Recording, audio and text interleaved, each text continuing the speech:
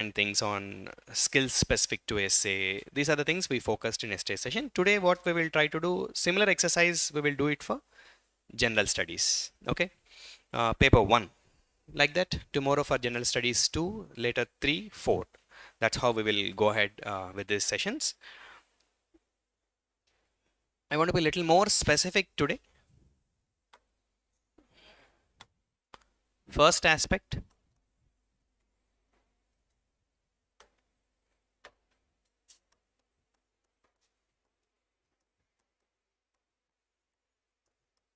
how to read also I'll touch upon.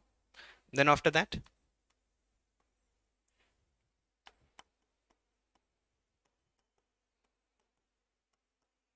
how to take notes. Yeah, even for mains level students, taking of notes is very important for last minute revision. So taking notes is one thing I'll touch upon. Then, of course,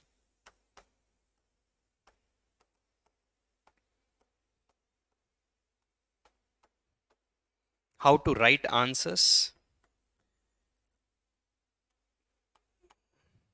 Okay. Yesterday I did not touch upon this aspect. Today I'll once again touch how many and how to take tests.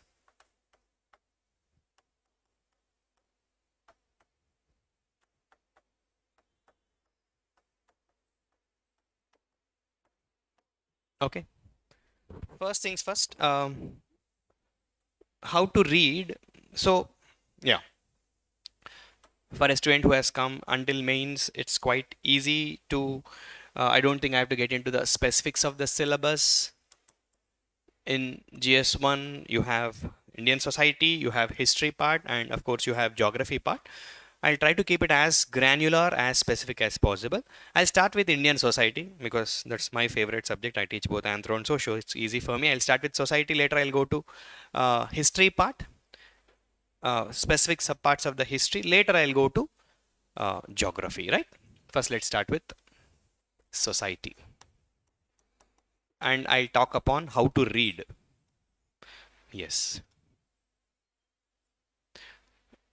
Before this, okay, one small aspect I want to touch upon, because this is when common mistakes students do with regards to GS1 preparation.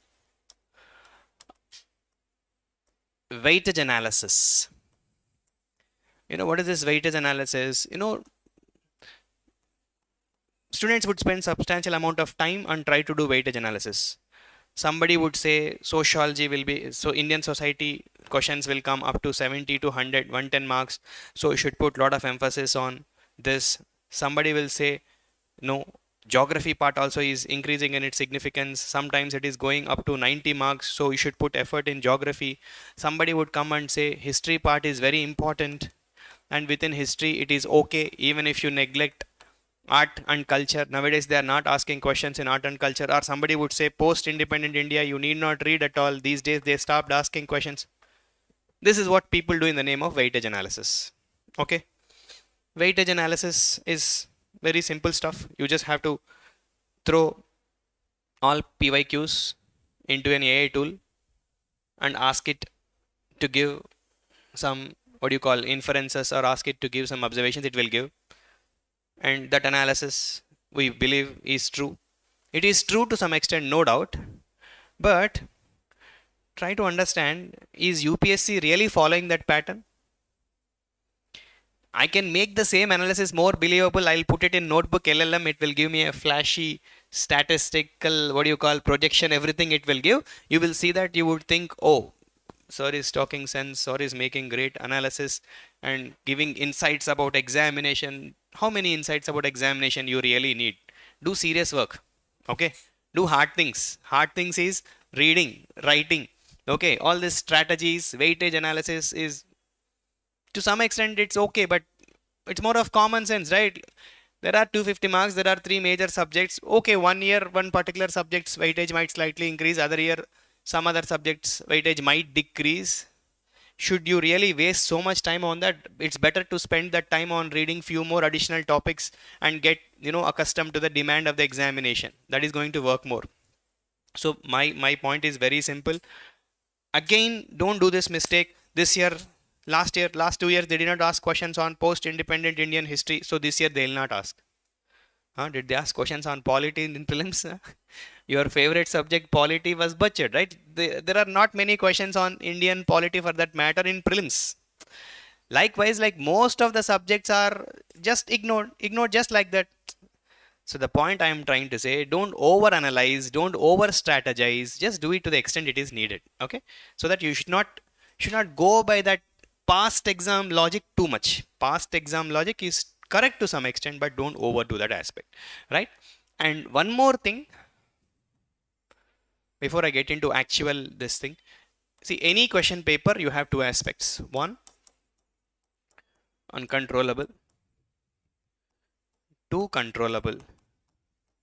So uncontrollable, one simple example I'll give, questions like demographic winter, or one question on sects and cults which UPSC asked in Indian society. These are a bit uncontrollable. Commonsensically speaking, in UPSC mains, never this uncontrollable questions will go more than 10%. Even in a terrible, so-called very difficult paper, uncontrollable topics will be definitely not more than 20%, which means 80% of the questions comes from the topics which are very much within the ambit or which are very much within the range of the UPSC mains preparation. The point is simple. Most part of the preparation is a controllable thing. Students have a tendency to put disproportionate amount of time on this so-called uncontrollables, reading from multiple sources, listening to multiple classes, taking down lots of value addition content. When you all know that the controllables are the ones which will fetch you get top scores or the best scores. You should do best among all within controllables. Uncontrollable is like even first ranker might not have attempted those questions. Even if they have attempted, they would have just attempted the way you have attempted, by writing a half-baked answer only with whatever limited content they have. So the point is simple. The wisdom is well understood. Wisdom is clear. Focus on controllables. What everybody is writing, you have to write best than everyone. What no one knows, really no one knows. You got my point? So if some questions are coming from those areas which you have not covered or which you have not read in depth, just ignore them. Just focus on those areas little more which are repeatedly asked, which are in the nature of repeated themes, and go in depth about it. You have to write a best answer when compared to any of the answers. So this is a small thing I want to cover before I get into the actual session. Weightage analysis, no. Do it only to the extent it is needed. Don't overdo it, and don't take it so seriously to the extent that you tend to skip reading certain parts of the subjects. That is one biggest mistake you should avoid. Focus more on controllables than on uncontrollables, which again is very, very important. Don't worry, how should I cover that question which nobody else would answer? No, when nobody is answering, it's an examination of relative performance. That should not in any way affect your performance. Okay, now let's get into the specifics. Indian society, how to read, the first part. The challenge is this. One quick scenario. Most of the students also get into PCM courses. They join classes. But the moment this polity, economy, geography, history, science and technology, big five are done, prelims fear starts kicking in, for most of the students. So the tendency is to skip society, ethics classes, because they would feel, I have to write prelims this year, I have to clear prelims this year. So from December, January, whatever classes starts, they don't go. They would have paid so much fees, might have enrolled to the best classes in the country. Still, I want to clear my prelims immediately, so I'll dump my history. But in all coaching centers, what we generally do is, we do this main subjects in the months of December, January, February. This is a scenario I know about 90% of the students don't listen to this mains classes. Very few students I heard said, sir, I have completed the whole course. I have listened to the lectures of ethics also, internal security also, science. And no, that's very rare phenomenon. Students have this hurry to quickly finish off prelims classes, quickly start their mains preparation. When the real mains preparation happens, Most of the students do not have class notes. That's the concern. Ideally, the best way to start reading for your mains is from your class notes. But okay, let's not worry about things which you do not have. If you already have, wonderful. Even if you do not have, okay, then what's the next best source? If you have your class notes, always good to start.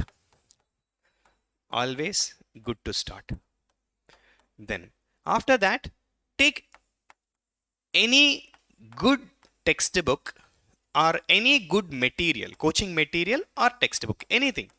Okay, here don't waste your time searching for which is the best book in the market. I personally feel for Indian society, rather than reading any textbook, coaching institutions reading materials are quite illustrative, quite exhaustive. This is just my personal suggestion. It might vary with aspirant to aspirant based on their personal inclination, but I would suggest to have one reading material as your base notes. Class notes, if it's already there, I don't think this is needed. But if the class notes is not there, reading material will form your base notes. Then after that, next important thing is what I would suggest. If you have already solved your PYQs, this should be your other reading material.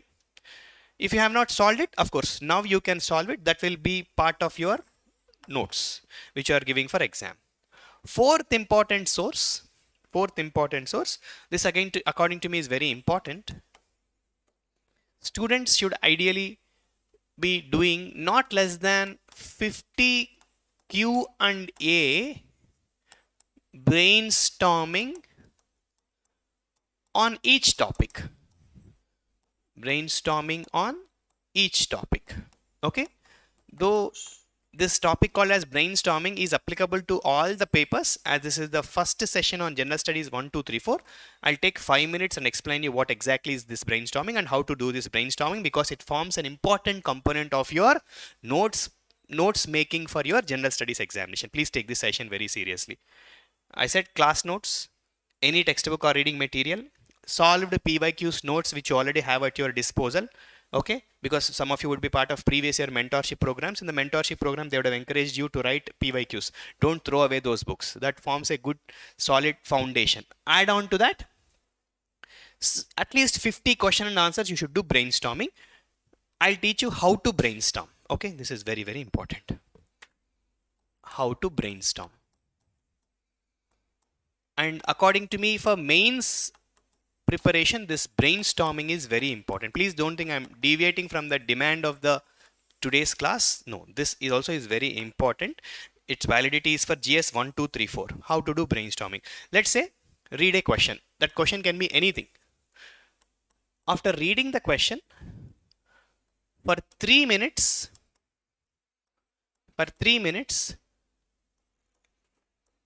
take a paper and scribble on the paper. Everything you know about the topic. Even if you are someone writing mains for the first time, do this exercise. 3 minutes of intense brainstorming. Randomly, what all you are able to recall, try to jot down all the points. Then after 3 minutes, take 2 more minutes and just structure this answer. Means what headings ideally you would have kept, what subheadings you would have kept, or what keywords you would like to bring into this answer, like that. Then after that, just 1 more minute time. Think of what introduction you would write, what conclusion you would write. Okay, and this total thing put together, it takes you only 6 minutes, right? 6 minutes. And even if you do it for 50 topics, it's only 300 minutes. 300 minutes is how many hours? Around 5 hours. Trust me, this 5 hours of exercise is going to boost your confidence in a substantial way. The reason being, let's say when you brainstorm, and when you are able to recollect or recall things, you will be recollecting or you will be recalling things.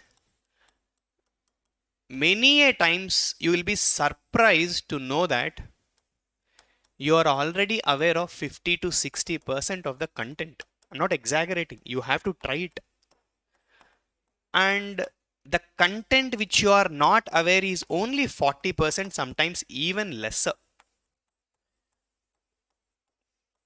And this exercise is very intense, right? Like you're not touching any book, you're not looking anywhere, just you, piece of paper, pen, 6 minutes of focused time, intense recalling, recollecting of all the things you know about that particular topic, including facts, stats, quotes, whatever, about which I'll talk a little later. So this fact that you already know 50 to 60% of this topic boosts your confidence enormously. Oh my God, I already know so much about this, is a biggest morale booster to anyone. And mind is so egoistic, it can't take the fact that you don't know this 40%. If it realizes this, even after 1.5, 2 years of my UPSC preparation, I still doesn't know few things. Mind is so egoistic, you know, your ability to retain these 40%, your ability to retain these 40% will be substantially higher. If you read this passively like a model answer, many a times there is a possibility that mind may not identify the pattern, mind may not identify which is the most relevant thing. First, because of the fact that you already could recall 50 to 60% of the content, that would boost your confidence. Oh, I know a lot already. Now only 40% I am not aware, but why am I not able to recall that 40%? And this 40%, how did I miss this? How did I miss this? How did this escape my radar? Is something, you know, this will ensure that your preparation happens in a very productive way. So especially for students who are sitting for mains, my sincere suggestion, brainstorming is one exercise that can be a real game changer. And especially when your mind is occupied with nothing other than subject, all negativity will get off your mind. That self-doubt, like how many marks I would get in mains, would I be in a position to complete the examination in 3 hours, you know, whatever, self-doubt, negativity, because mind has nothing but study. That 6 hours is intense brainstorming. You would literally get tired after this 5 hours of brainstorming, and that is what the real preparation is. Okay, I hope I made my point. And this brainstorming is applicable from GS1 to GS2 to GS3 to GS4 to even your optional paper. Everywhere you can apply this technique. Trust me, it will make wonders, and it will make your preparation very, very productive. So that's it. This is what you are supposed to read. There are few more things I'll be adding, like what that so-called value addition content at the time of notes taking. That part I'll come back. Okay, and need not mention specifically the model answers. Okay, you must be writing a lot of tests. The model answers, let's say you're writing your main second time, third time, fourth time, then you would have already accumulated a lot of content, that to good quality content, because you have elevated yourself to the mains level of preparation. You have already access to your mains level content. Don't throw it away, bring it back. Most of the students usually do that, they save it. That should be the starting point. Just because this is a new mains attempt, that doesn't mean that you have to start afresh, start from zero. You would have already climbed 1, 2, 3, 4, 5, 6 steps. Start from the 7th step rather than again reinventing the wheel just because you have taken a new course, or you have approached a new mentor, or you have joined a new test series. Never ever undermine your own past work. Respect your past work. That is a fundamental trait of a serious aspirant. Okay, yes, I hope I made my point. How to read. This how to read is applicable to all the subjects, but yes. Now let's get into the next point. Notes taking. This is very, very important, because notes taking would directly reflect upon your answers, or the answers you are writing. Let me caution you. Sir, we just have 70 days. In these 70 days, should we write notes or should we prepare for exam? Do only for topics which are very much needed. If you have already done perfectly fine, most of the students, if you have come till mains, you would already have notes for some topics. These are for only few topics, maybe 20-30 topics, which you think are important for the examination or which are given as part of the model answers. just to give you that orientation and just to ensure that the answer writing skills are consolidated. So the note should be in such a way that it's easy to consolidate your answer writing skills. I'll explain, just listen carefully. So how your note should be. Let's take, no, let's first let me tell the framework of the notes, then let's get into the topic. Okay. First, your note should be like this. On any given topic, let's say if they ask a question, what type of introduction I should be writing? This is specific to society, what I am talking, or what type of conclusion I can write on this topic. Then, are there any specific facts which I can write in the answer for this topic? Are there any statistics? Are there any statistics which I can embed in my notes taking? Are there any keywords for this particular topic which I can embed in my answer that will enhance the quality of my answers? Then let's say, as this is about Indian society, are there any quotes which I can write for this particular question? So the quotes will further enhance the quality of my answer. Or let's say there are any comments made. So the comments could be made by maybe contemporary sociologists. When I say sociologists, don't bring R.K. Merton, Talcott Parson, Emile Durkheim. Even if you are a sociology optional student, try to resist yourself from writing those names. But contemporary sociologists you can definitely quote. And some Indian sociologist NCERT textbook itself mentions. If you read class 11, class 12 NCERT textbook, you have names of lot of contemporary sociologists and very recent Indian sociologists. I'm not saying sociology textbooks, 11th class, 12th class, NCERT society books. Okay, they have given lots of names. They mention name of Guha, Gurye, M.N. Srinivas. These names society textbooks do mention. Note down the statements they have given about the Indian society. That comments you can read. Then, any case studies on that particular topic. Any case studies. And any model solutions. Any model solutions across the world to address that particular problem. Or if there are any committees which were constituted to address that social problem and any recommendations are made by this committees. Any recommendations are made by these committees. Then is there any scope for innovation? So innovation is a bit broad based term. Let me make it specific. Can I quickly represent this content in a flow chart? Or is there any scope for illustration? Is there any scope for a diagrammatic representation here? Are you getting my point? So your answer, your notes taking itself for certain topics should follow this framework. Let's quickly see. Let me explain it through a topic. Let's take the topic of communalism in Indian society. You should have an introduction that should suit the topic of communalism, at least 2-3 varieties. Same, a conclusion that will fit the topic of communalism, secularism, or regionalism, specific.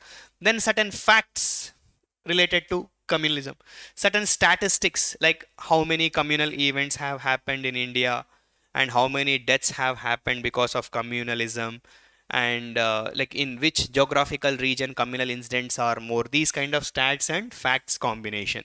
Then certain keywords. In society every topic has keywords, right?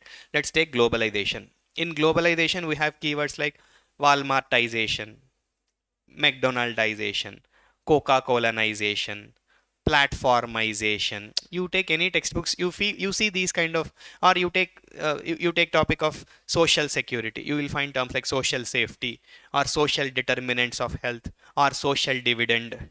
So these kind of keywords play a very important role. So make a careful note of all the keywords. Make a careful note of all the keywords, because these keywords are the jargon. If the keywords are the jargon comes into your answer copy, that will make examiner feel that okay, he has already actually prepared for the examination well, and he is bringing specific keywords in writing answers. It will create a very positive impression. Then prepare for some quotes also. There are many quotes on communalism. Either it communalism, regionalism, globalization, all these Indian society topics have lots of quotes also. Prepare for some quotes. And also comments made by some sociologists and even some statesmen, not necessarily politicians, some statesmen who are respected politicians. They also make some quotations or statements on these kind of topics. Note all of them at one place. And some case studies in the sense a communal event, how this communal event unfold, and what kind of negative consequences this communal event. So be ready with 3-4 case studies which you can readily mention as part of your answers. Then model solutions in, let's say, in particular district in Maharashtra, the way they handled the communal incident is worth replicating, or the way they have constituted mohalla committees in one particular part of the country, the way it played an important role in addressing the communal atmosphere, like that. And are there any specific committees or recommendations? For everything there will be some committees or recommendations usually to address social problems.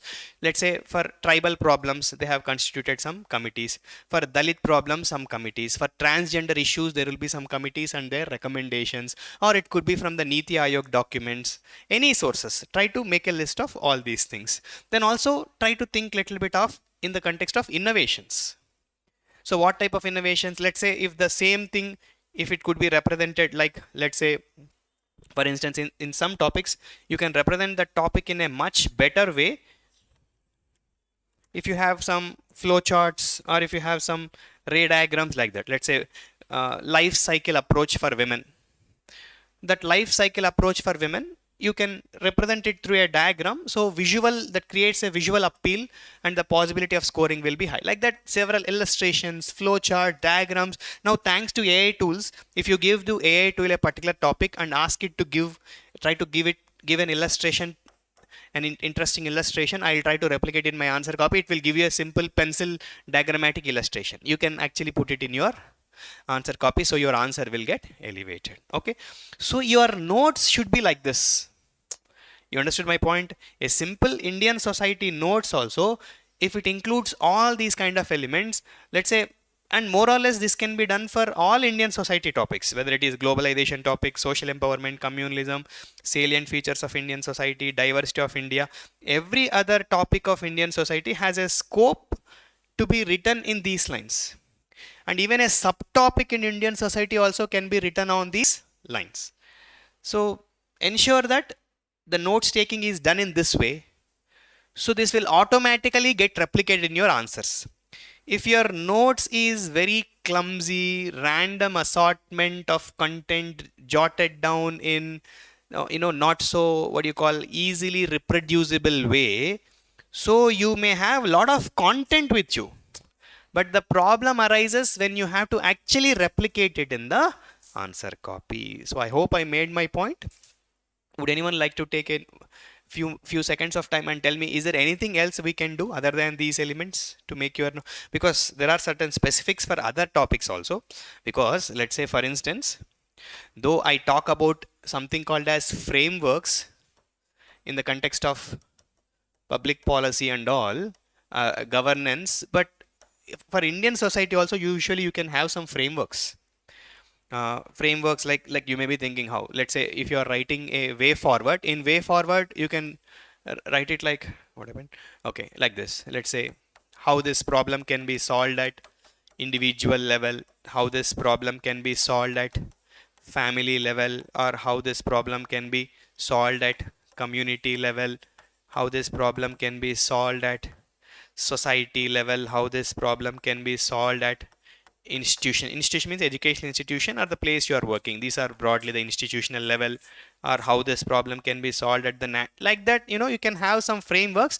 Usually there is a scope for us to find frameworks for each of the topic.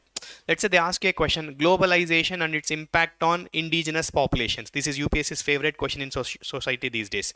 Globalization, impact on Indian society, or impact on indigenous population. You can have a framework. impact on they'll specifically ask indigenous economy or something like that. Tribal economy, indigenous economy, or rural economy. So the framework is simple, right? See, wherever there is economy, any economy consists of what? Economy means knowledge. Economy means production. Economy means distribution. Economy means exchange. Exchange. Economy, wherever it is, of course, consumption. Consumption also is part of economy. So this is the basic framework for economy which you learn in economy. Now what you should do, you should just apply it in paper 1. Okay, now because of globalization on indigenous societies, what type of impact we have on their knowledge systems, what impact we have on their production systems, what impact we have on their way of distribution, what impact we have on their mode of exchanges, what impact it is having on their consumption. Your framework is ready. So like this, be prepared with some 8 to 10 frameworks. It's not that I'm saying every time you will get an opportunity to use these frameworks, but if these frameworks are ready with you, you can replicate them easily in the answers. It doesn't take much time for you to prepare and identify these frameworks, especially for Indian society, Indian governance, science and technology. For most of the topics, I'll be providing frameworks. You stay assured, I'll be giving a 40 to 50 page document. Whatever I am saying this, for at least some 30 to 40 topics, I'll only give this. Okay, so you will be mains ready. You need not do that work. I'll do that work on your behalf. Okay, yes. Now coming to writing answers. Writing answers. Writing answers, of course, like I always say, writing answers comes with practice. Here students ask this question to me: sir, we are appearing for mains this year, so what should be our focus? Daily answer writing or 3 hours test?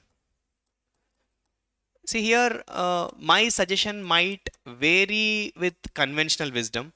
I personally believe students who have come to the level of mains, I don't think it's very difficult for them to learn skills, and also because of the fact that you have come till the level of mains, some basic skills of answer writing most of them must be already having.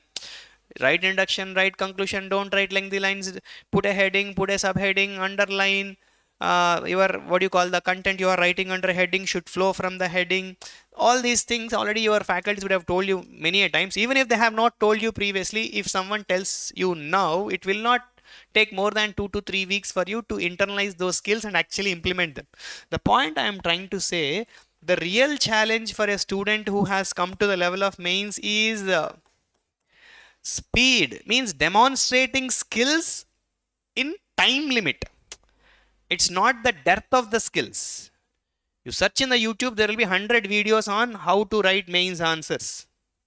So it's not about how to write mains answers. It's about how to write mains answers with the skills you have learned in the stipulated time and the stipulated space they have given you, right?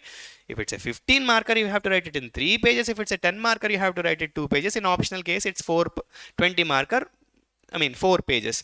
So there is space variable, and most important, there is time variable. So my sincere suggestion, elevate yourself to the level of 3 hours test. Start writing 3 hours test. Okay, I believe it is pampering. 5 questions, 1 hour test. What you will get in 1 hour test?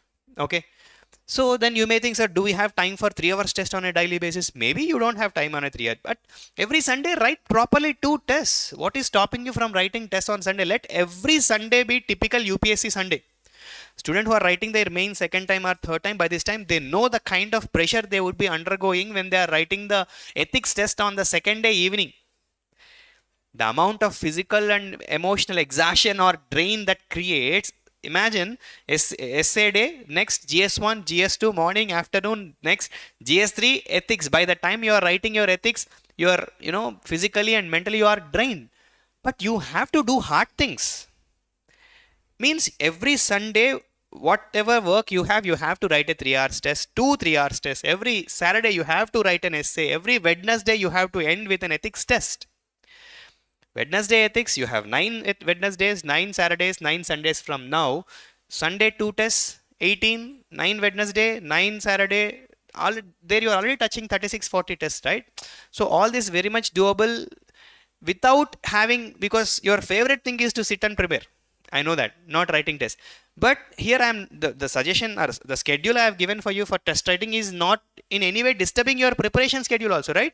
End your Wednesday with ethics, start your Saturday with essay, rest of the day revise for the Sunday's test. Sunday write 2 tests. Anyways, you're gonna waste your time on Sunday.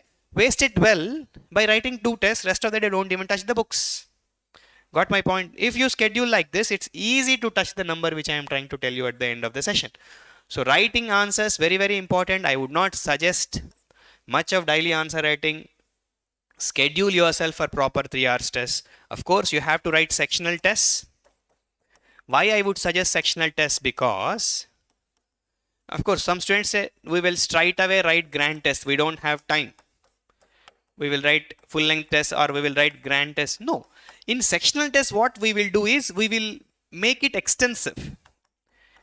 See, because it's very difficult for anyone to find 20 questions on Indian society. So what we try to do is we give an extensive coverage of the syllabus. So this extensive coverage of the syllabus will ensure that even if there are some bouncers or that so-called uncontrollable things, what examiner is forced to do is to identify 20 topics. He has to enhance the breadth or coverage of the syllabus and he'll try to identify 20 questions. That way your exposure to more number of topics will be ensured because of the sectional test. So my sincere suggestion, it should be a fine combination of both sectional test and also grand test. Don't write grand test alone. Don't write sectional test alone. It should be a combination of sectional test and grand test is what is expected from you. So this is about writing answers. I don't think I have to suggest more of it because the real suggestions about writing answers, in my humble opinion, would come only when you write an answer and sit with an evaluator and ask for some specific questions on how this answer could be written. So if you ask me how an answer should be, simple. My expectation as an evaluator would be this. Let's take, there is a question on urbanization. If I see a question on urbanization, I would expect a good introduction on urbanization. Let's make it a little more specific. Urbanization and solid waste management in urbanization. That is the theme. I want student to write a good introduction, a good conclusion, some facts on that topic, some stats on that topic, some keywords related to urbanization and solid waste management, probably some good quotes which are given on solid waste management and its importance in urbanization, probably some comments made by some popular architectural planners or city landscape planners or someone who have knowledge about solid waste management, or some good case studies in India, case studies in the world on solid waste management, and probably some model solutions, best models, which city has the best model in the world, which city has the best model in India, which city has the best model in Telangana or Andhra Pradesh, likewise. And any committees which were constituted, or for that matter any recommendations from Niti Aayog or from any official documents or any good sources on solid waste management in urban areas, and of course a bit of innovation in your answer writing. Even here also you can think of frameworks, isn't it? Let's say randomly solid waste management is a question. I think I can have a framework there also, right? In solid waste management also there are phases. What is the first phase? Collection. The first phase is doorstep collection. Means someone has to segregate it at the time of collection. Collection, transportation, treatment, disposal. There also you have a small framework, right? So if you are writing an answer on solid waste management in urban areas, your answer should start with collection. At collection point itself, there are certain steps. Then transportation. This is another important phase. Third phase, treatment. For this also you have to write some point. Then last phase, disposal. This also. So for every topic there will be a structure. Your mind should actively identify it and prepare through the structure or prepare through the framework. Then automatically that will get replicated in your answers. As simple as that. This is what I want to suggest about answer writing. Then the last thing about this particular topic I said I would be addressing is, how many tests to write? So ideally I would suggest Indian society, yes, is slightly difficult. Not very difficult, slightly difficult because students don't practice it enough. Geography, history, there is a tendency to read well for prelims, so students will write good answers. Even anthropology, sociology students these days are not able to write good answers in Indian society, because the questions are slightly analytical. They are not asking straightforward question. They are giving a statement and giving a directive and asking you to interpret. So students often end up, not writing good answers. And a couple of years ago and previous year also, he tried to touch upon certain topics like sects, cults. Blindly, these guys are pulling things out of sociology syllabus and they are giving these questions. And they ask one question on secularization. That is again part of sociology syllabus. Sociology syllabus, they are all very popular and easy topics for sociology students. What they are doing, they are giving it in Indian society. Okay, so the point I am trying to say now, don't read whole sociology. At least practice those questions, especially the sectional tests. What we will do in sectional tests is we will try to identify some topics which are probably important in sociology and also Indian society, and we will try to give. So let me put a number of tests you have to write independently only on Indian society will be a minimum of, I am saying, minimum of 2 sectional tests. So if you get exposed to that 2 sectional tests, at least 40 questions, okay, then that's what. Writing of the tests will enable you to get exposed to every topic in the framework I have already mentioned. You got my point? So it will save your time for taking notes on 40 topics if you take the test and if you read the model answers. Got my point? Yes. Now let's go to history. Okay. Another most neglected reason, I'll tell you why I'm saying most neglected. History, if somebody is writing their main second time, third time, fourth time, they would easily identify with what I am saying. Most of the students, when they'll start reading GS1, last 10 days of the preparation, they'll start history. Anyways, history we don't remember. So what I'll do is, exam is on August 21st. August 21st. So last 10 days, from August 10th, I'll stop reading optional subject. Last 10 days is for GS1, history and geography. Because till now I have prepared for geography and history for prelims. So now I think that is there in my recent memory. So I know I need not read. This is what 80% of the students preparing for mains do. That is a disaster. I'll tell you why it is a disaster. Be very clear. History for mains examination is not just ancient India,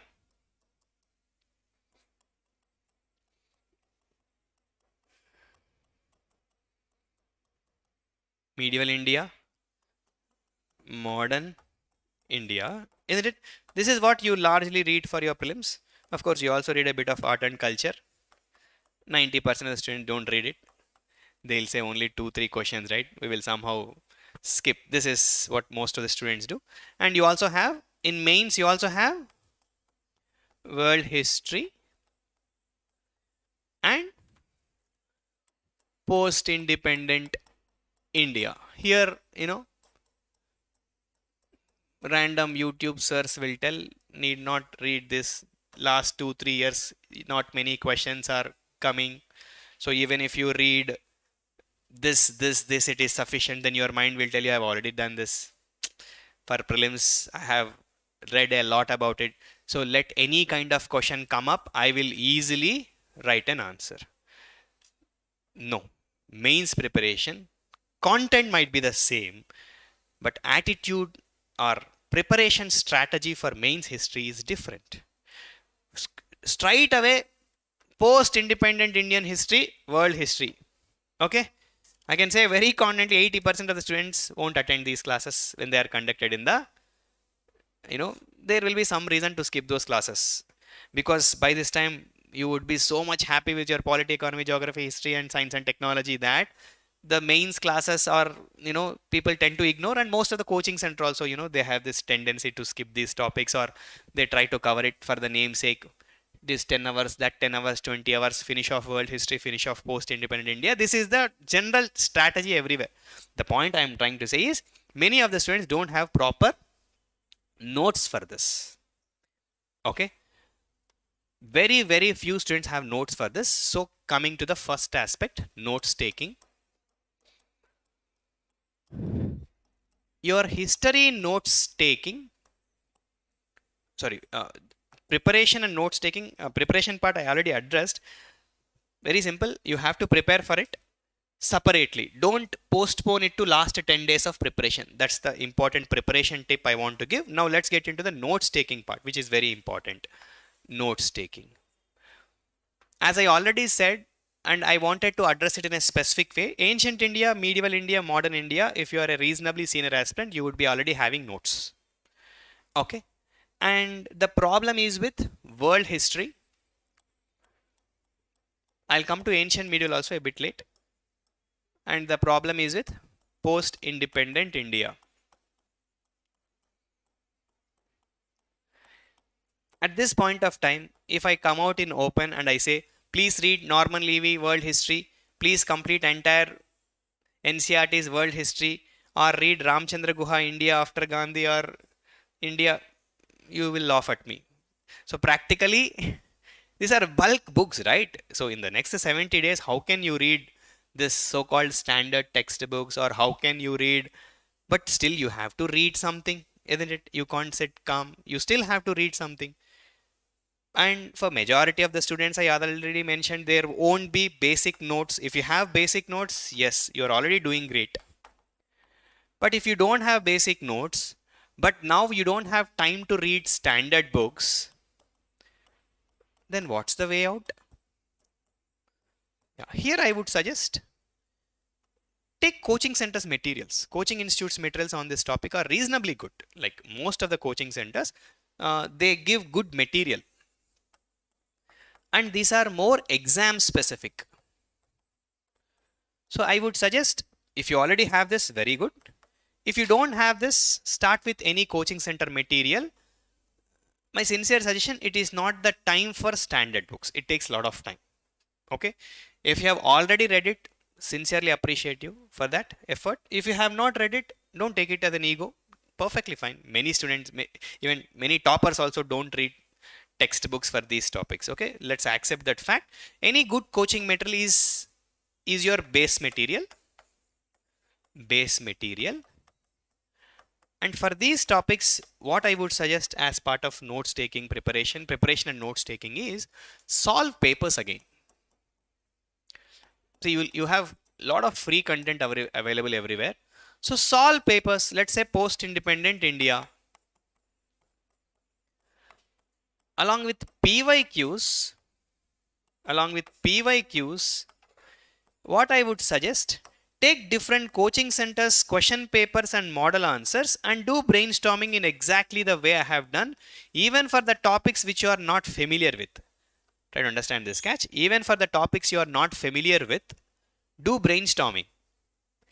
Reason because, especially these 2-3 topics, art and culture, post-independent Indian history and world history, most of the times 50% of the topics are unfamiliar topics. In spite of your best possible preparation, they are asking questions which are usually not familiar. They are going a little bit out of the boundary, and out of the syllabus is an appropriate word.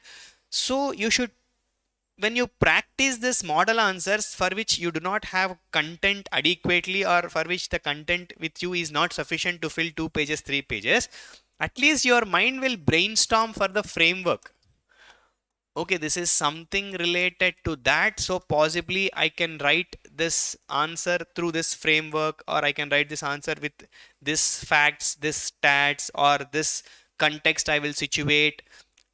Give that little bit of hard work during brainstorming to the mind as you are so-called brainstorming this model answers. For this subject also, history, I would suggest do brainstorming of at least 30 questions for world history and 30 questions for post-independent India. This will be more productive for you. What I am saying, model answers of the coaching center than reading textbook. No, I'm not saying against textbook. Textbook is what you should have already read.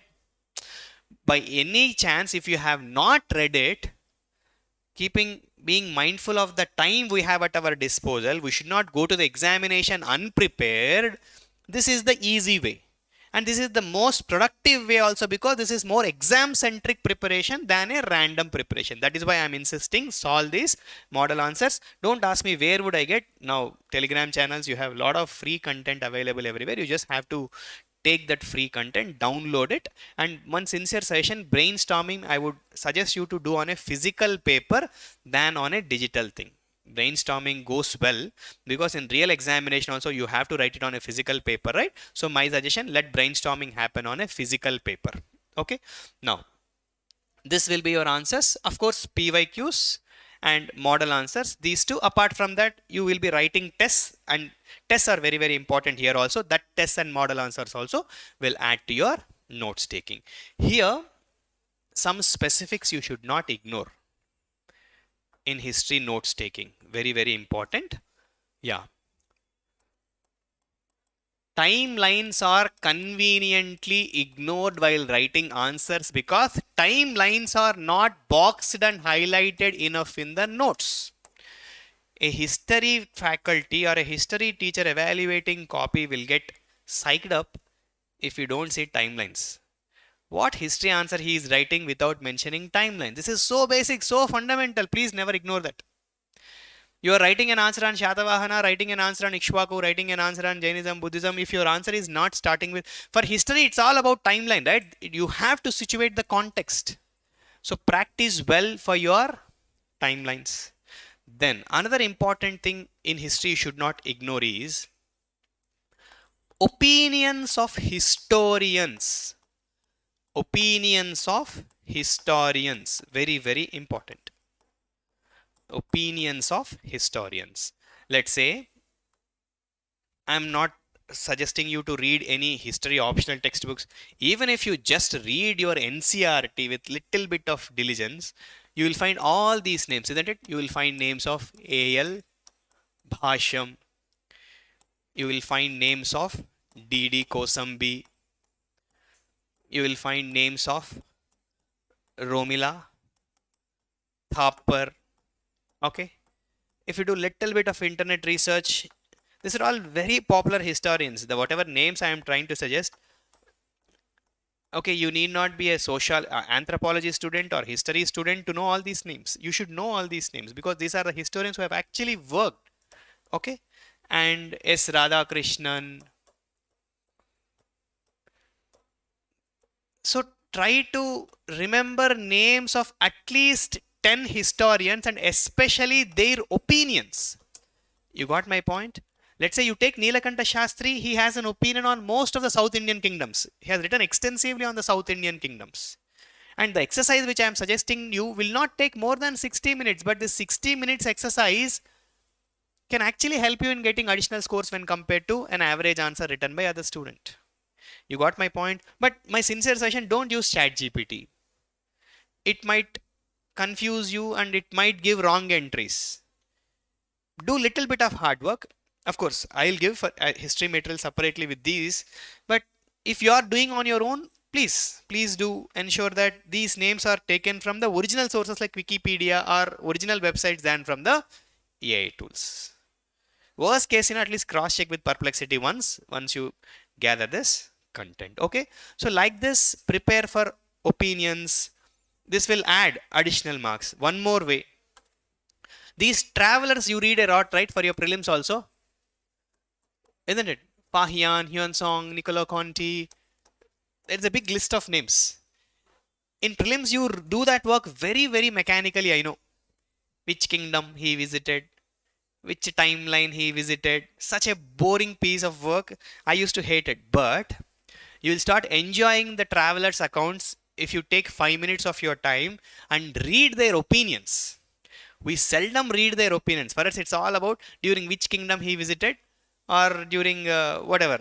No, that's not mains preparation for you, right? You have to do little bit of effort, and trust me, all this can probably help you in your essay. Probably you are writing an essay on a reflective topic. There is a scope for historical analysis of something. You can confidently mention this.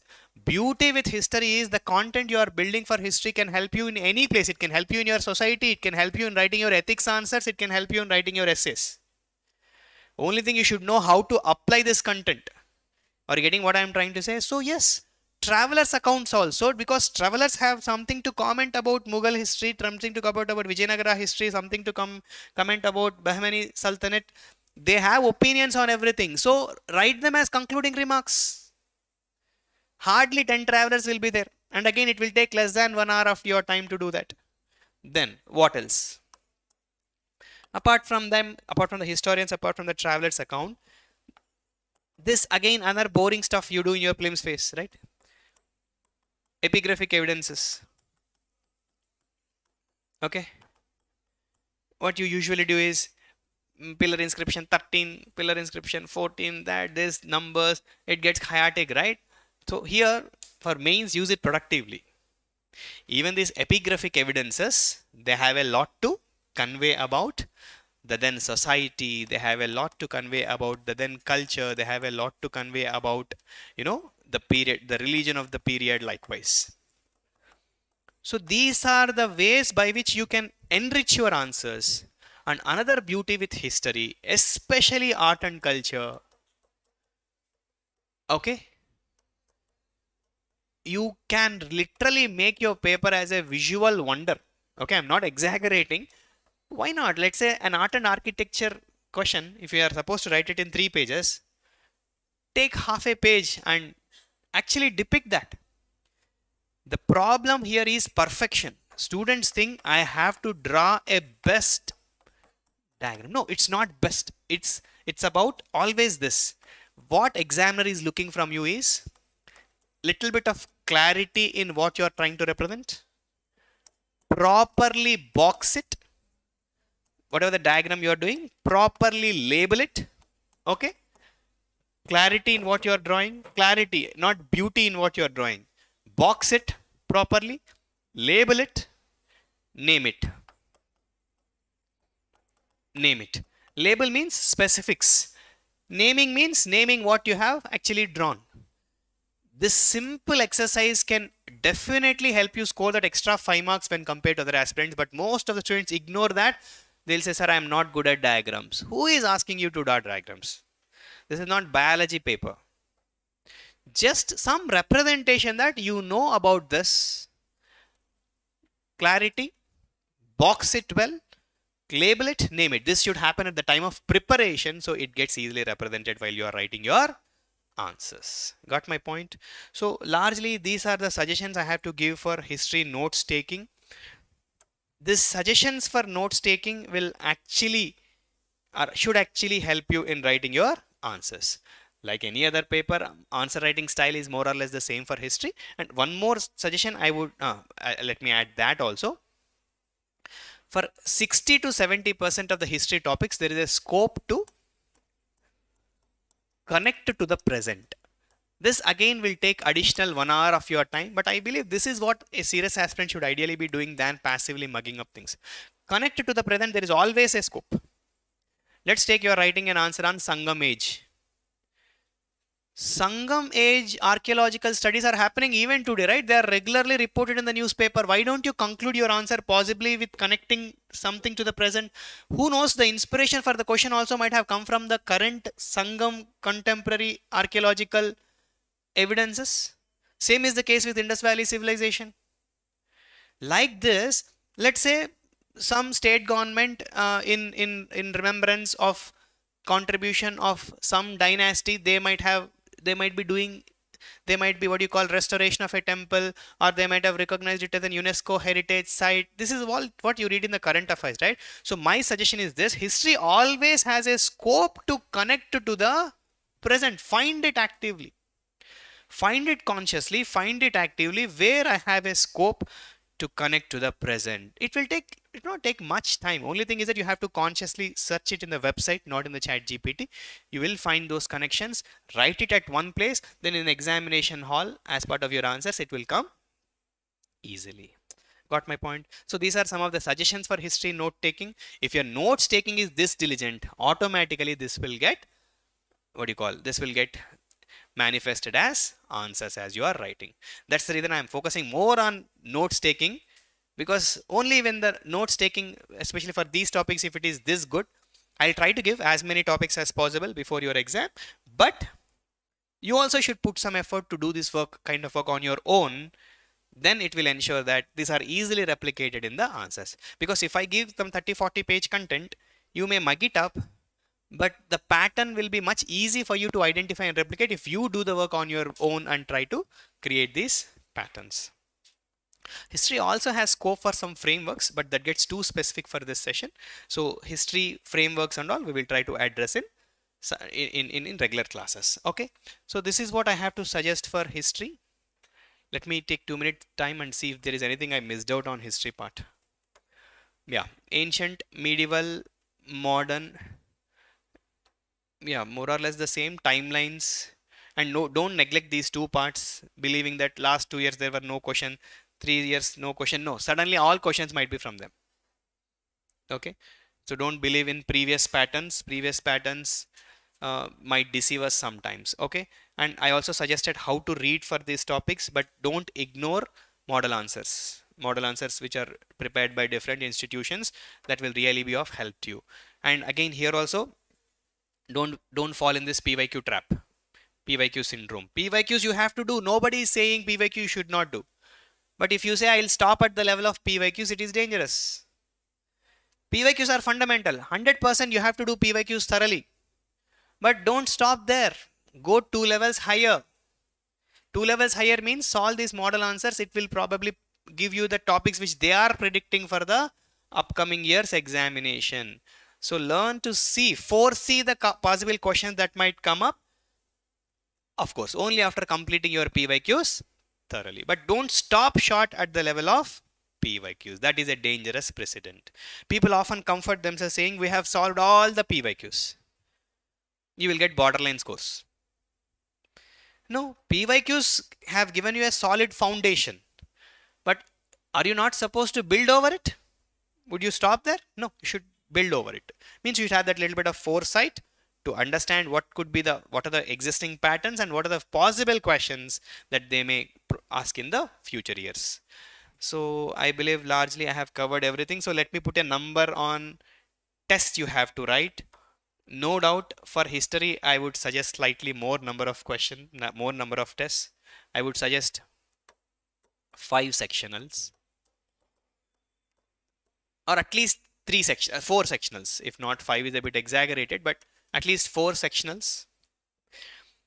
The reason I have written 5 is I just don't want that random question on world history or random question on what do you call post-independent India get missed. Suddenly they may ask about Sykes-Picot Agreement because West Asia is boiling. So you should learn to connect it back to world history, and these kind of things only when you solve sectional tests. For the sake of covering whole of the syllabus, we try to go into little depth of the subject and try to pull out these topics to connect to the contemporary. We do these kind of things. So I suggest at least world history and post-independent India take one full test also, apart from solving the model answers. I hope I covered these aspects. Next, let's get into geography.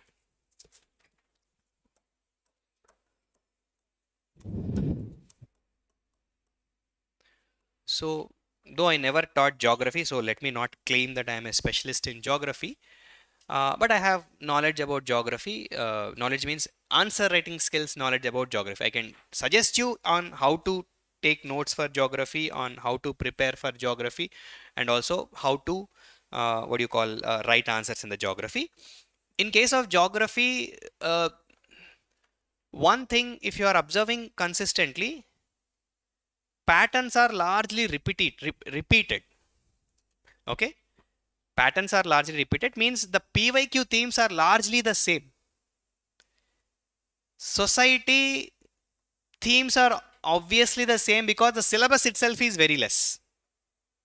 History, the themes are a bit not so predictable. That's why I insisted you to do extensive reading. Geography, you would have already done extensive reading for your prelims, so that itself is a solid base, because somehow all institutions, they'll ensure that geography is taught well. They take 80 hours, 100 hours of classes. You also read a lot of environment out of fear, because environment weightage is more in the prelims examination. Also, many students apply for Indian Forest Service examination, so you read geography and environment really well for prelims paper. So don't dump all that content. That also will help you in mains level, but only thing is that you have to understand it, how to prepare it for the mains level. In prelims, it's largely about the facts, little bit of analysis, little bit of concepts. Here it's more of description, right? So observe one common theme, if you observe, is this resource geography. Did you observe? They're repeatedly asking questions on the same resource geography. Let's say this is their favorite theme. Either they'll ask in GS3 or they'll ask in GS1. Water, water scarcity, water, they'll combine water governance also in paper 1. But everything around water is the favorite theme in GS1, GS2 or GS3. Sometimes they ask it in GS1, sometimes they ask in GS3, or sometimes they'll directly put it in GS2. They are not following strictly. Water is like, they think they can ask it because it is fluid. Maybe they think they can ask it in any paper, they're asking it. But I would suggest under resource geography, prepare extensively for water.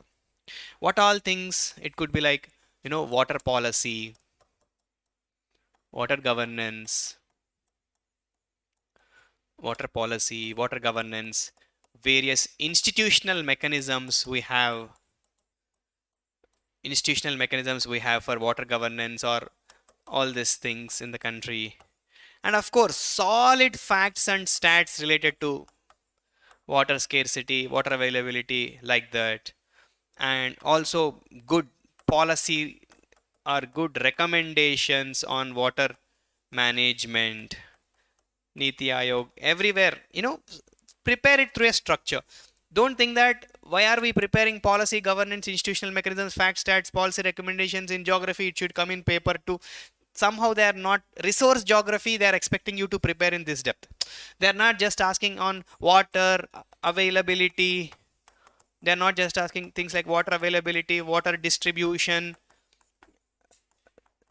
Yes, ideally they should confine these two, but what they are doing, they are expanding the mandate and they are asking everything about water in any of the papers. But resource geography is one of the most favorite areas of UPSC. Apart from water, other resources also they ask. Sometimes they're also asking on mines and minerals. But more than that, their favorite area is this, right?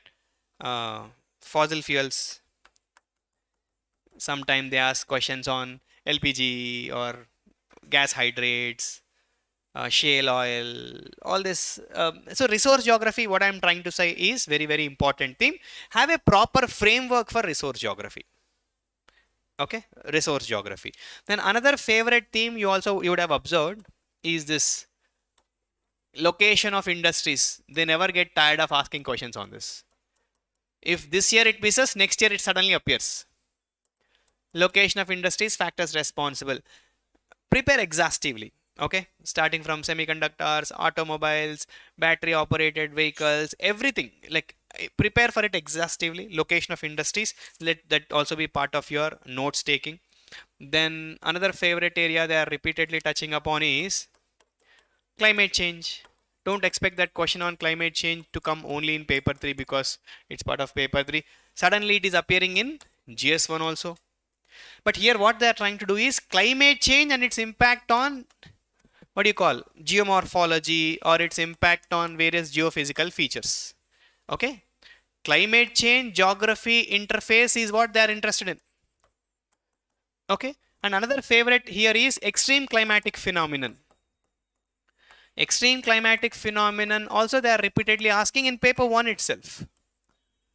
The reason why I am talking themes in the context of geography, because largely there is an element of repetition in the themes, relatively less surprise with regard to geography. Extreme climatic phenomenon, climate change, geography, location of industries, and another aspect, this, what do you call, resource geography, water geography, resource geography, extreme climatic phenomenon, and every time they're asking one question on this, what do you call that?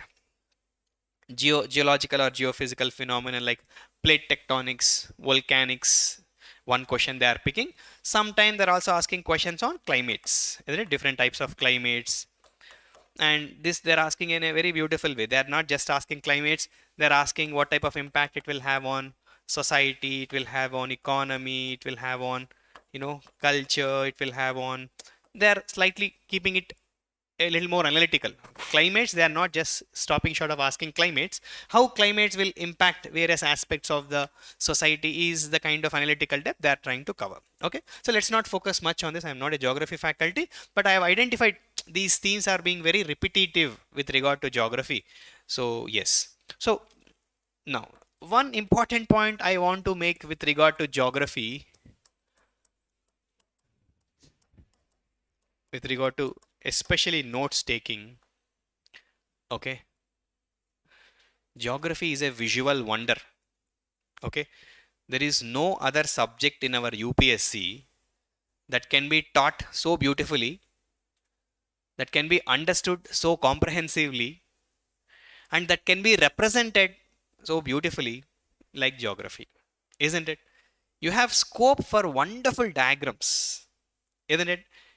No other subject in UPSC has as many diagrams or images in internet as geography has, isn't it? And that is also the reason the moment you type UPSC geography in YouTube, you will find hundreds of videos.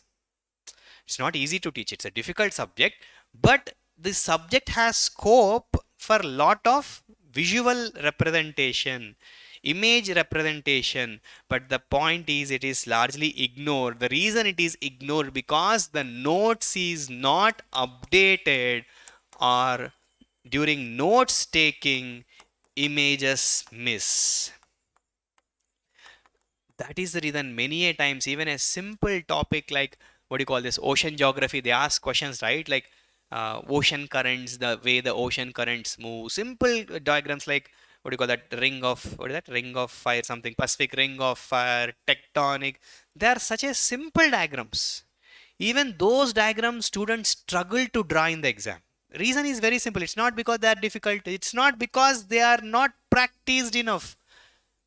Trust me, examiners would literally get bored of evaluating the copies, isn't it? How many, and they don't think they have a lot of time in evaluating your copy. So these little piece of things you bring onto the paper would sound really refreshing. Have you ever seen most of the toppers copies have this? Don't think that their content is top notch or they have written some content which you have not read or which you have not covered. No, same thing. What they are doing is they're exercising diligence, isn't it? They all of them read the same ocean geography, same resource geography, same climatic phenomenon, same extreme climatic phenomenon, same geophysical phenomenon, location of industries, everything is the same, right? What differs is diligence. They know, but the problem is people who want to become toppers, what they do is they put that extra effort and practice for those images pre-hand so that they can actually represent these images in the real examination. So for geography, my sincere suggestion, try to practice images pre-hand. And for topics like location of industries, please be ready with facts and stats. Okay, let's take semiconductor industry. You should have solid facts, solid stats. What is the current status in India? Okay, and always try to connect this to policy. What are the efforts they are already doing? Don't think that it is GS2. No, location of geography also expects you to connect it to the some policy, isn't it? Aren't we doing enough? If it is about coal, then you should write about national policy on coal. If it's about semiconductor, write about national policy on semiconductor. If it is about hydrocarbon exploration, write about hydrocarbon exploration policy. Always you have a scope to read about policy and you have to read policy. Update the latest policy on government, because see, natural resources are what the whole purpose of the existing of the government, right? So anything resources related topics according to me are very, very important. You should have a good knowledge about those topics at the policy level. And as I already mentioned, Not just policy level, governance level, institutional mechanism, fact stats, policy recommendations, all these things. Don't just confine yourself to availability and distribution, even if it is geography.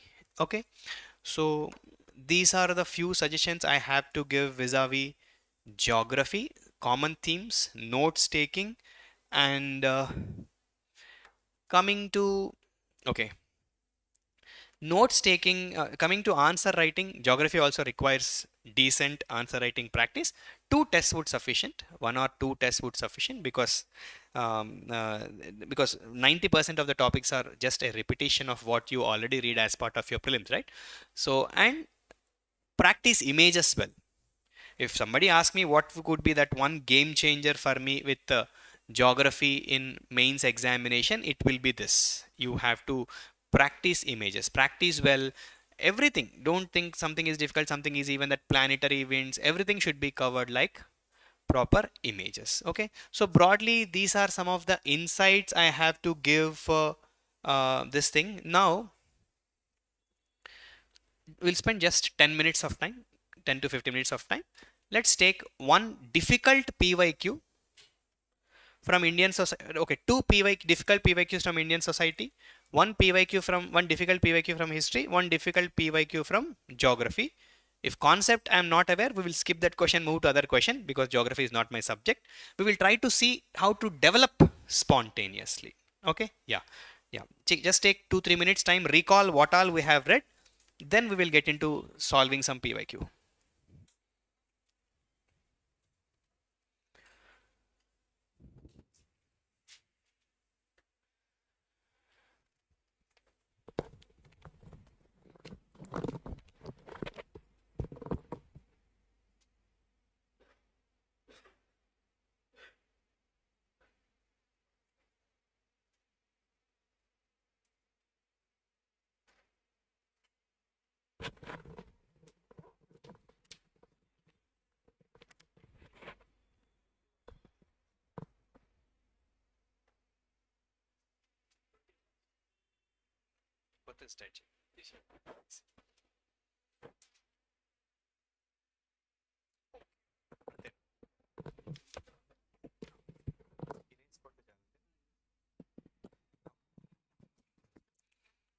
Okay, hope you have read quickly what all we discussed. Now take any PYQs, society PYQs, two society PYQs we will do.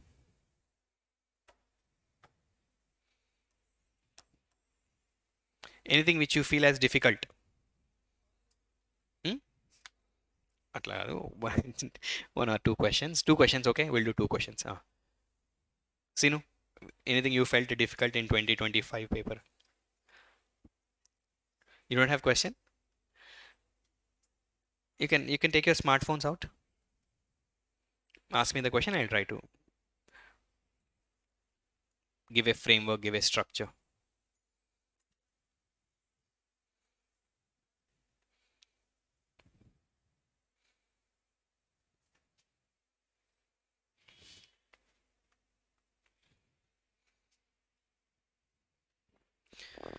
So that images part of geography, start practicing from now only. If you identify, there will be hardly 50 diagrams.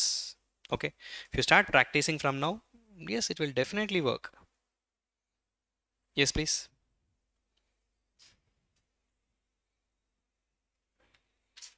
If everything is so easy, then need not.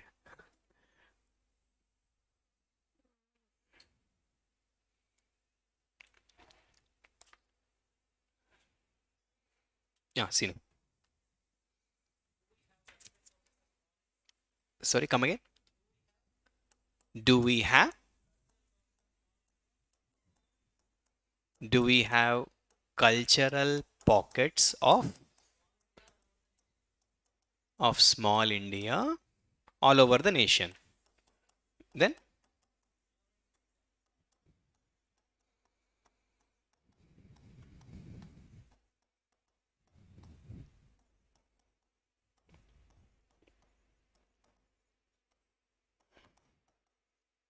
ten marker or 15 marker?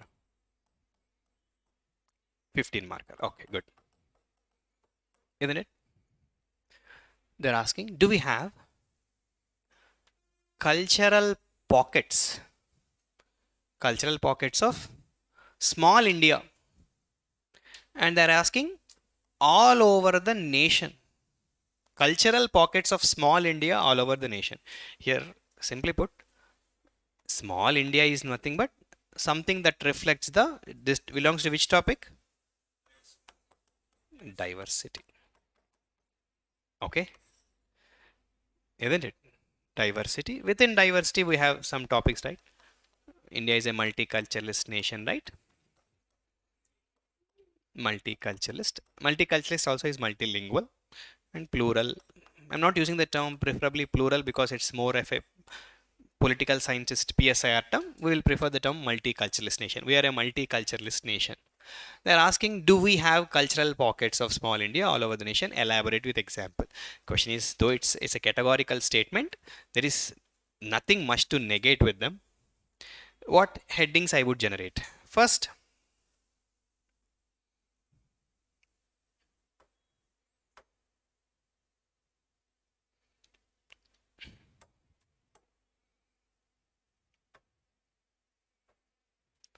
okay. What is a good introduction for this? What is a good introduction? Simple. A good introduction is something that talks about the multiculturalist nature of India. You can just write by saying India is a multiculturalist, something like that. And I keep saying, right, that stats. Come up with those stats. India has so many languages, so many, what do you call, racial profiles, so many religions, so many caste groups. Be ready with all those facts. Your introduction is done. Now they are asking, do we have? The next heading could be, it is true that India has. It is true that India has a lot of diversity. Then after that, factors responsible for this diversity. Why there is so much diversity? Nothing but the factors responsible for this diversity. 3-4 points, not much. Why there is so much diversity in India? Okay. Then there is so much diversity. So this diversity creates some positive consequences. Okay. Advantages of or significance of this diversity or advantage of this diversity. But the same diversity has the potential to create some challenges. This some 3 to 4 points. 3 to 4 points. Then a concluding remark acknowledging that we have small pockets of India all over. So what we should try to do is the small pockets of multiculturalism, you know, this multiculturalism across the world should be used as an advantage for nation building, because we have already spoken about the challenges of this, what do you call, multiculturalism, right? We have a lot of cultural pockets. Why we have cultural pockets? So many cultural pockets all over the India. Because from times immemorial, yeah, I'll take 2 minutes and try to explain it to you. We always were like a civilization. NCRT writes it beautifully. This is a civilization. Idea of nation state is a recent one, only of that, whatever, some Westphalian, whatever they call it, right, in PSR. Even before the concept of nation state, India is a civilization. And in this Indian civilization, we always encouraged trade, we always encouraged travel, you also encouraged tourism from the times immemorial, because pilgrimage is what? Nothing but tourism. People are always connected. People encouraged Dwadasa Jyotirlingalu is not a fun. Dwadasa Jyotirlingalu or Ashtadasha Shakti Peetalu is also a way of connecting the whole of India. Why you go to Varanasi, you find many Telugu people. Why you go to Gaya, you find many Odisha Brahmins, or you go to Ajmer, you find Muslims from South Coastal Andhra. Because this country always encouraged this travel, always encouraged travel in the name of pilgrimage. Tourism is encouraged. Trade is always there in this country. This led to creation of this small pockets or cultural pockets. But is that good? Yes, it's good. It creates the feeling of nationhood. It strengthens our national identity. It helps in it helps in building bridges across the culture. It contributes to economic activity. It contributes to, political unification, blah, blah, blah. There are benefits. But at the same time, multiculturalism also has a scope for conflicts. It can breed ethnic conflicts, linguistic conflicts, like all the ethnic conflicts. It has scope for conflicts. It has scope for resource-based conflicts, ethnic conflicts, identity politics. So there are issues. Conclude by saying we should try to address this. So use a lot of society related jargon, okay, and try to write these answers. Okay, do we have? Yes, we have. And you really need not argue against it also, right? Because yes, we have. We will say we can't take a stand that we don't have, but maybe if you really want to write, you can write one line. There are some pockets in India which are largely homogeneous and untouched by what you call Indian civilizational developments, like some small pockets of central tribal India and parts of northeast India might not be as culturally diverse as other parts of the India, but majority of the India has this multiculturalist connotation is the best way to conclude this answer. Okay, yeah, see, no, understood, clear? Yes. Now one more question, let's do one more question.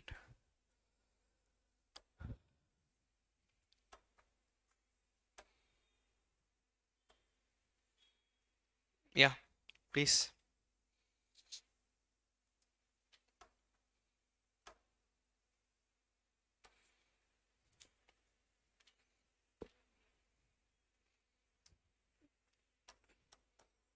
One more PYQ, please.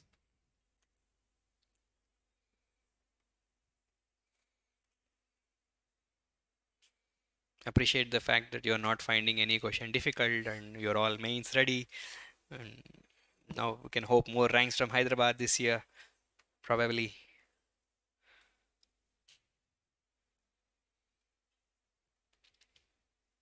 Need not from 25 also. You can other questions also if you think they are difficult or worth discussing in the class. Please feel free to ask.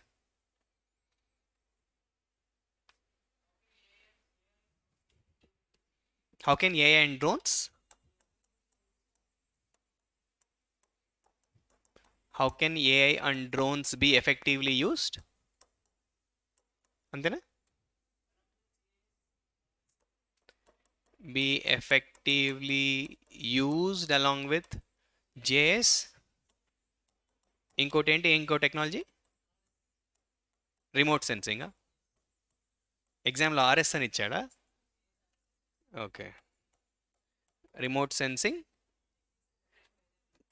Techniques in, okay, techniques in locational and area planning. Yeah, simple question. Technology and geography interface, isn't it? If you read newspapers, what is Hydra doing every day? Same stuff only, right? Yeah, yesterday I think they said now hereafter in Hyderabad we will use drones for traffic monitoring also. We will monitor landfills also. Yesterday some startup said all landfill sites hereafter will be in drone surveillance in Hyderabad. Some pockets they want to monitor. Okay, anyways, let's come to this question. AI is one technology. This question is framed with ChatGPT, I can say it. They did not, human mind did not frame this question. Human mind would frame question in a better way. They would have given this to ChatGPT, asked it to frame the question. That's why the quality of the question is like this. Drone, what is drone? Drone is a flying robo. That's it. Drone and robo are the same. Drone flies, robo doesn't fly. That's the only difference. What a robo does: sense, think, act. Robo also same thing.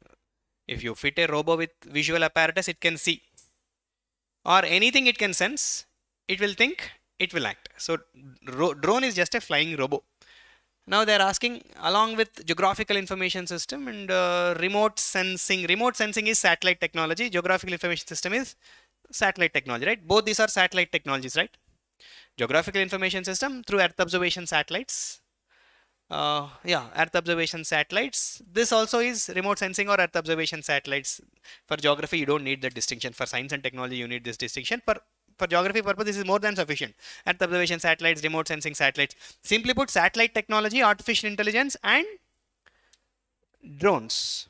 Drones are nothing but a subset of robotic technology. So three technologies amalgamation, how we can use it in locational planning and area planning. So again, what is locational planning? There is not much distinction between locational planning and aerial planning. Both aerial planning and area planning. There is not much difference in both. Yeah. How they are using, we know, right? They are using extensively. Take Hyderabad. Let's say you must have read this, right? HTRIMS, Hyderabad Traffic Related Integrated Management Support. HTRIMS, that is actually traffic management, not exactly area planning. This HTRIMS, Hyderabad Traffic Related Integrated Management Support, is combining everything. On traffic signals, you see this thing, right? VAC, MNL, ATC, all these are nothing but using of intelligent transportation systems. They use satellites, they're not using drones, but there is a proposal to use drones. They use AI based data analytics. They use what do you call this, internet of things sensors. They use, by this they do a lot of data crunching, and they decide the time up to which this traffic signals can glow, all this stuff. Now let's come to the specific locational planning and area planning. Yes, urban planning, the reason why every time we hear about encroachments is because area planning is not done in a meticulous way. Old style, still we are using that cadastral maps and all, and because right now you have GPS and you can use this GPS coordinates and you can do proper geographical tagging, right? That is what GIS does. What is geographical information system? Use this GPS data, combine it with different IT tools, including AI tools, and let's have proper geotagging. Now what governments are doing, they are even for forest planning, they are geotagging even plants. Small plants are geotagged. And let's say during housing construction also, they are tagging house construction at different phases. So like this technology can help us in selecting the area, which area, best area, how to develop the area, plan transportation for this area, plan development around this area. You got my point? Right from the choosing the location to developing the location, transportation arrangement to the location, infrastructural building to the location, sustainability element in the location. You got my point? Everything can be done by using combination of these technologies, isn't it? Because for a viable locality, for a viable habitat, all these are important. Solid waste management is important, transportation is important, liquid waste management is important, green spaces are important, isn't it? Water supply is important, and a combination of all these will help us in the most effective urban planning. Okay, and you can bring some examples like Hydra or what happened in Bengaluru. You can take some model city plannings under smart city. Those examples you can combine and it will become a very good answer. Okay, simple. Technology in urban planning, that's it. They use three different technologies: AI, robotic technology, IT technology, robotic technology, and spatial technology. Combine how you plan a spatial, and this spatial planning, I have confined myself to only urban planning. It could be planning of an industrial city, it could be planning of an industrial location, it could be for anything also. Got it? Yes. So we have 5 more minutes time. If you have any other question to ask from any other subject, geography, history also. So one basic thing, don't get panicked by looking at the question. If you read the question 5 times, understand the essence, you know, just you can write it. It's not at all, even this I think is not a difficult thing. If you are because you guys spend a lot of time reading papers, right? This is what you, the moment you see paper every day, something or other come on. Hydra is using a combination of all of these technologies on everyday basis. Yeah. Geography. Okay, let me try. Content. History also is fine. Yes.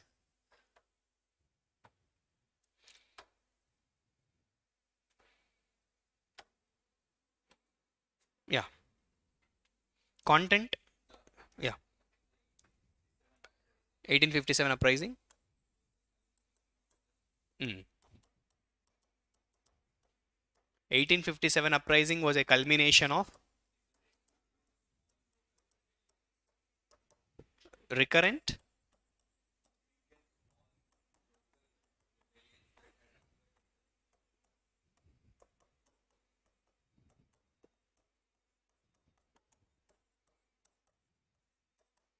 that had occurred in the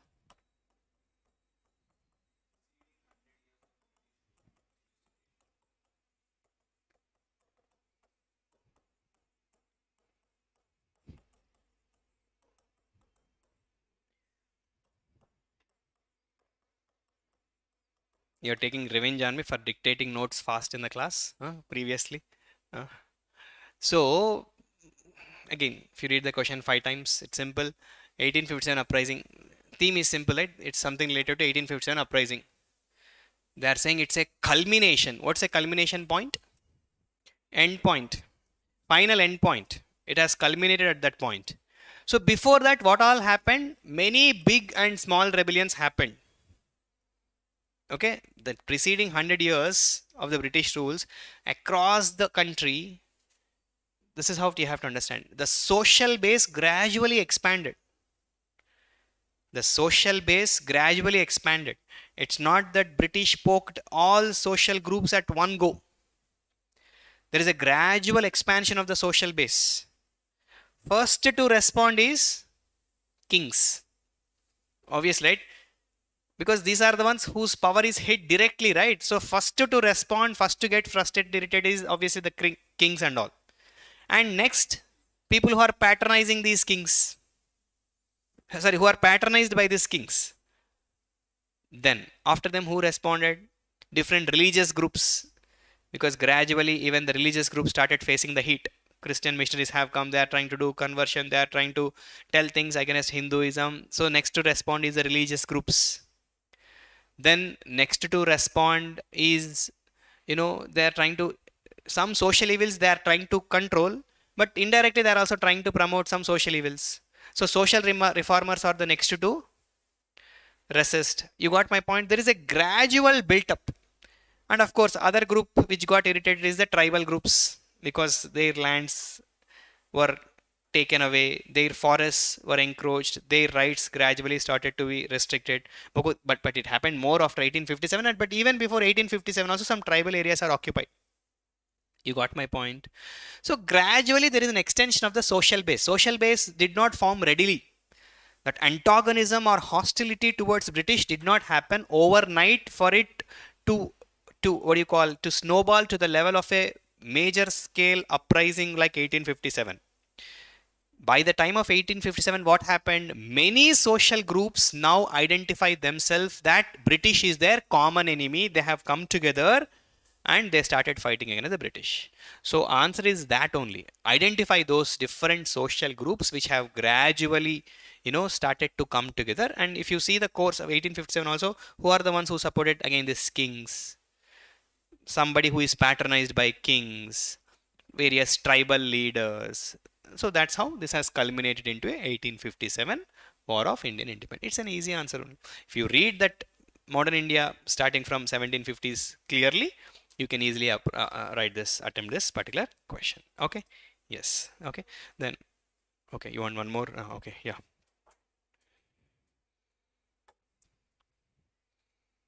Yeah. Quickly, please. Consequence of climate change. Discuss the consequence of climate change. Okay. Consequence of climate change on food security and food security and tropical food security of tropical countries. Okay. Food security in tropical countries. Simple question, right?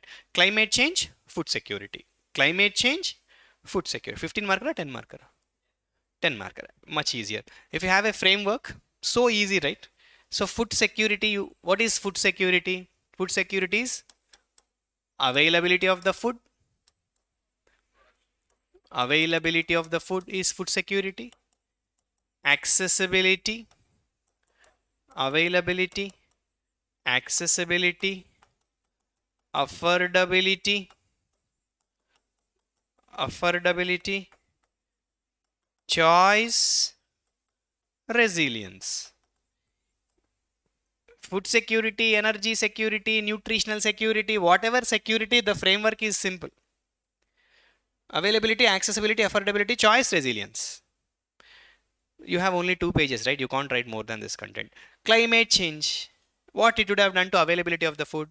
Production declining or productivity declining.